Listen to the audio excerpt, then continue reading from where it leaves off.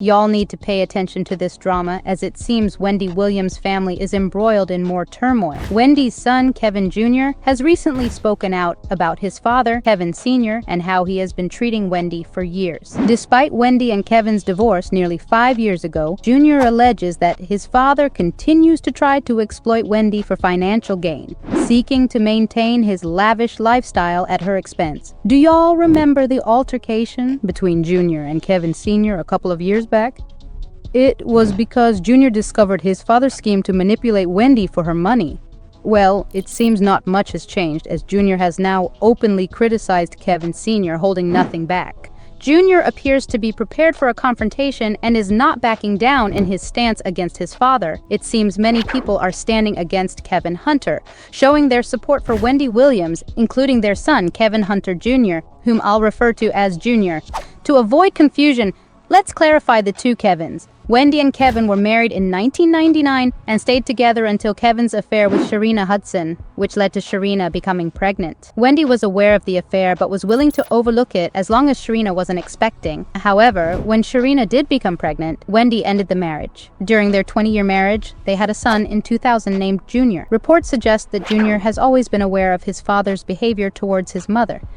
Despite being only 19 at the time of their split, Junior likely understood the situation as he witnessed everything firsthand. Children are perceptive and can often grasp family dynamics without explicit explanations from parents. The media extensively covered the affair, so Junior, being an adult, was likely well informed about the situation.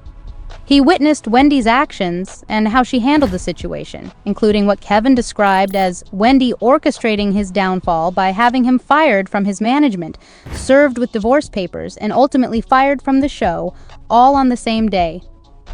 Kevin expressed feeling manipulated by Wendy, claiming she initially told him to stay on the show because they were expecting a child.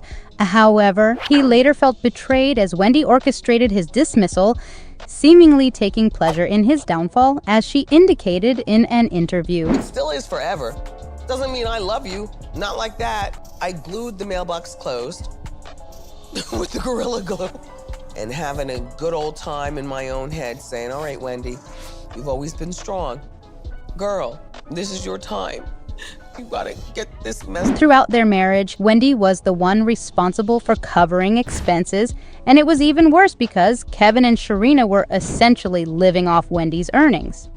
Kevin used Wendy's hard-earned money to finance his affair with Sharina, purchasing luxurious items like cars and a house for her, and attempting to establish multiple unsuccessful businesses for her benefit. After Wendy ended the marriage, many expected Kevin to seek employment since he often boasted about his influence in Wendy's success. However, instead of pursuing a job, he opted to pursue Wendy, aiming to prolong his financial dependence on her by requesting alimony payments, despite being the one who cheated. To make matters stranger, he also requested child support, even though their son Junior was legally an adult at the time. Junior sided with his mom in this situation, feeling uncomfortable about his father's requests for alimony and child support. Insiders revealed that Junior viewed Kevin's actions as money-driven and lacking in class, causing him to feel embarrassed by his father's behavior.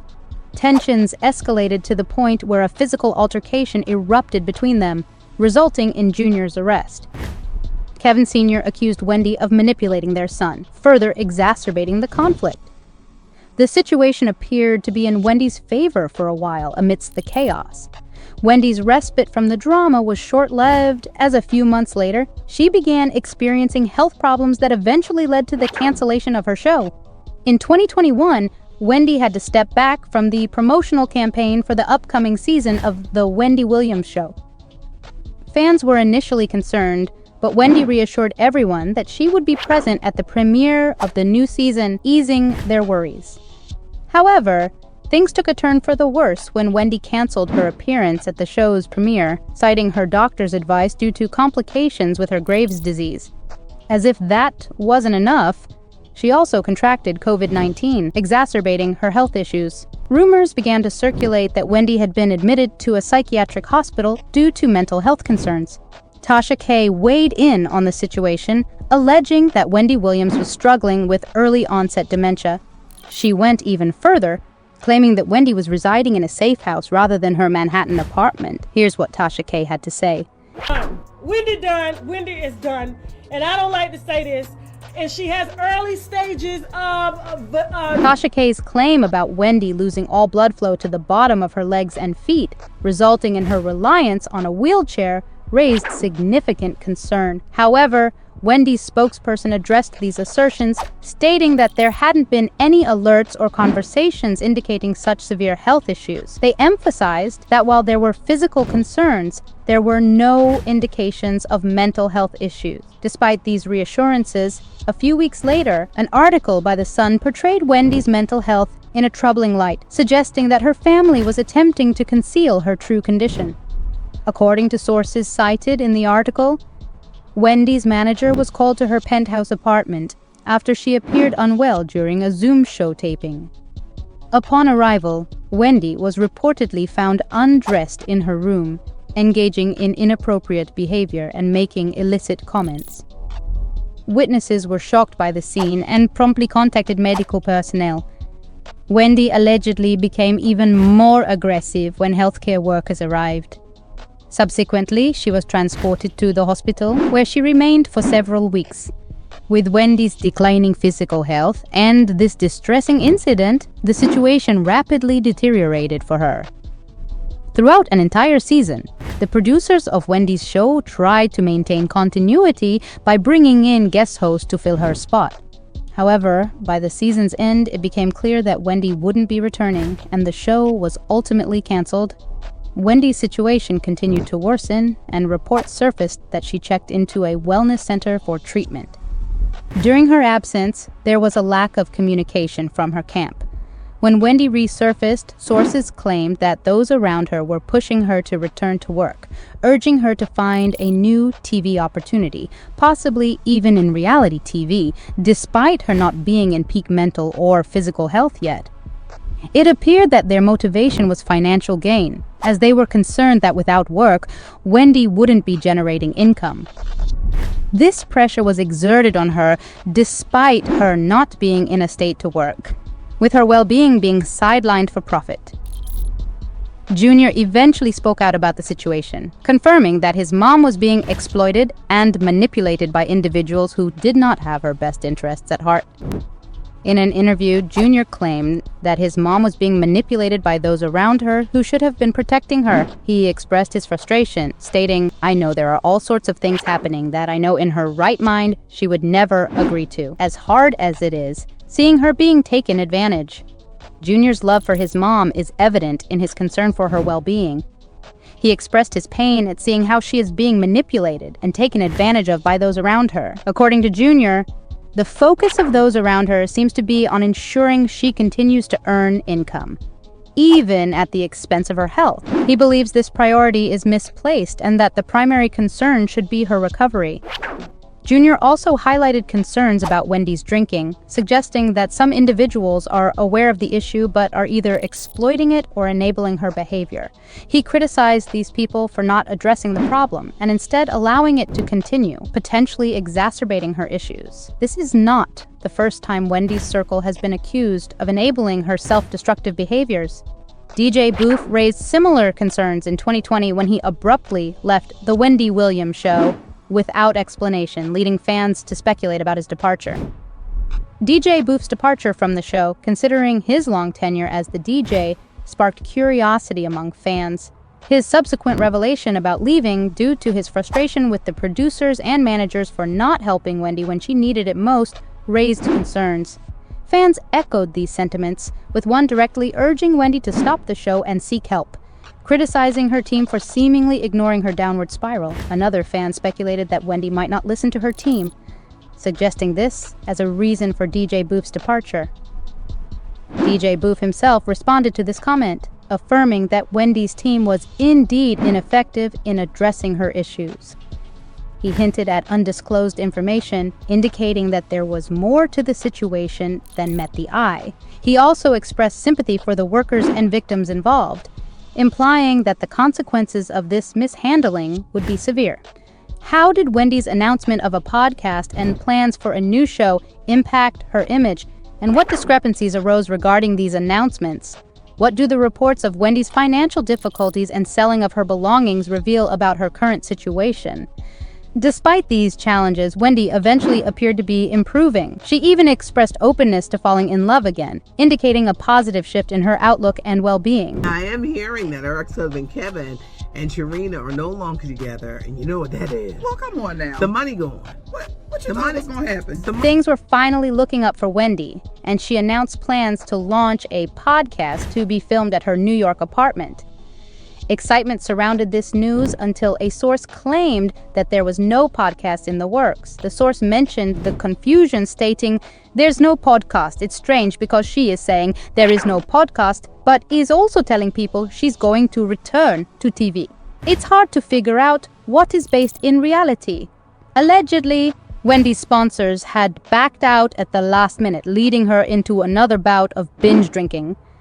According to Page 6, Wendy went from Fresco by Scotto in New York City to the gay bar The Townhouse, indulging in alcohol along the way. Rob Shooter, host of the Naughty But Nice podcast, recounted the evening, stating, "We had a bite, we had some drinks, but then when we were getting ready to say goodbye, Wendy didn't really want us to leave." He added that Wendy suggested going to the townhouse for more drinks. Another witness confirmed Rob's account, stating, "She kept saying she wanted to get drunk tonight. She wasn't hiding her drinking." Despite these reports, Wendy's publicist offered a different perspective, claiming that Wendy was celebrating the new opportunities in her life. The publicist stated, "Apparently, Wendy went out celebrating the new things in her life.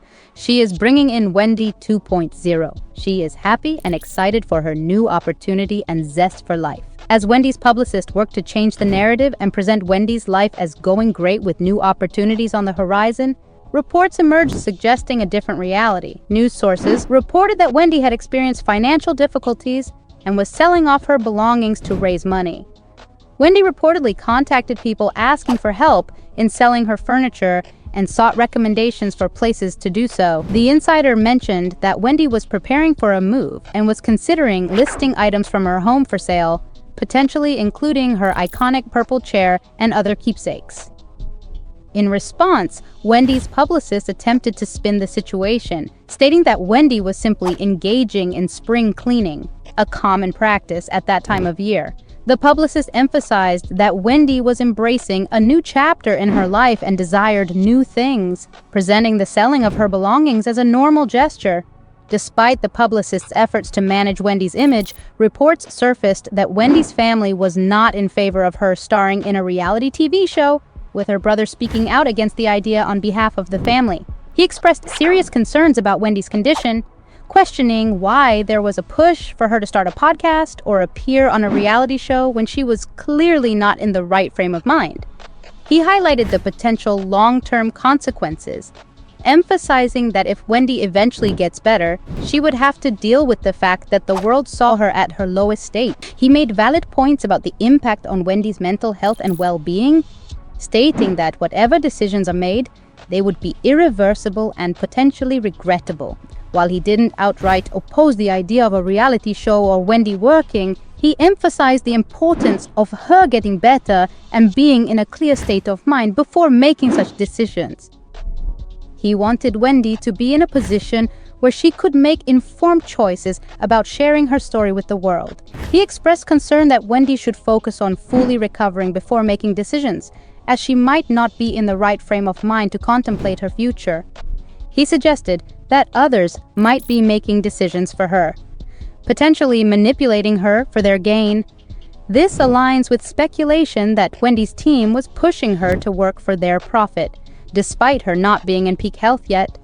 However, Wendy's team released a statement indicating that she was eager to return to work, stating that media had been a significant part of her life since her early 20s, and she wanted to get back to what she loves. Despite her team's reassurances, Wendy faced further mental health challenges when her bank, Wells Fargo, locked her out of her account and attempted to impose a conservatorship similar to Britney Spears' situation.